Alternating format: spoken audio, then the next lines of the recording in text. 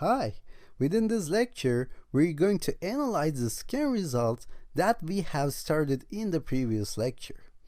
So, we have started our OWASP Zap attack in the previous lecture, and it's still running as you can see. And we got a lot of results. We have enough to go over, so I'm going to pause that scan because it may take some time to complete this. I'm going to show you all the results later on. And you can try to gather all the information in here as well, but I believe we have enough to go on. So I'm going to pause this and I'm going to this alerts tab. You can always go back to this active scan tab and continue your scan. So in here, as you can see, we have some categories. So in the first page, in the first section, we have cross-site scripting. When you see something with a red flag, it means that it is possible to exploit these vulnerabilities. It is likely to exploit these vulnerabilities. And if you click one of them, you can see the request that is sent to the web server in order to understand whether this is vulnerable or not. And you can see all the details in here as well. So you can see the HTML codes and you can see the JavaScript codes. If you know about any of these programming languages, maybe you can try to read this and try to understand the request and the responses. But if you don't know, it doesn't matter because we also have description in the bottom pane as well. So these are the requests and responses, and this is the description.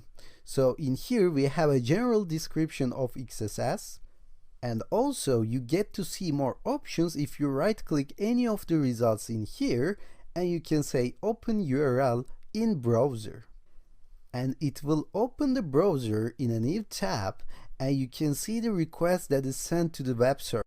So maybe we can try this with another request. So let me go to the second one and click on here. So it is clearly a get method for cross-site scripting attack. So let me open this URL in browser, and as you can see, we got an alert message. So in the previous sections, in the cross-site scripting section, we managed to inject some alert code and we managed to display some messages in the user's browser, and in fact this is doing the same thing for us. So you cannot automatically exploit these attacks, but you can see the vulnerabilities, and if you're knowledgeable about this stuff, for example, if you're knowledgeable about SQL injection, you can use this. You can see that it searches and it tests to see if Zap and 1 = 1 is working. So this is the same thing, but we did it manually before. Now it's doing automatically for us. And if you know what it means, you can open the URL in browser and you can see which username or which inputs are vulnerable, and you can try to gather more information depending on that vulnerability. So you have to know about vulnerabilities and you have to know about ways to exploit them when you use Zap. But right now, I believe you know the general concepts like cross-site scripting, like SQL injection and command injection and file inclusion and other stuff as well. And this gives us a proper documentation. So if you click one of those, you can read the documentation and try to understand whether this is a critical vulnerability or you can just exploit it in a simple way.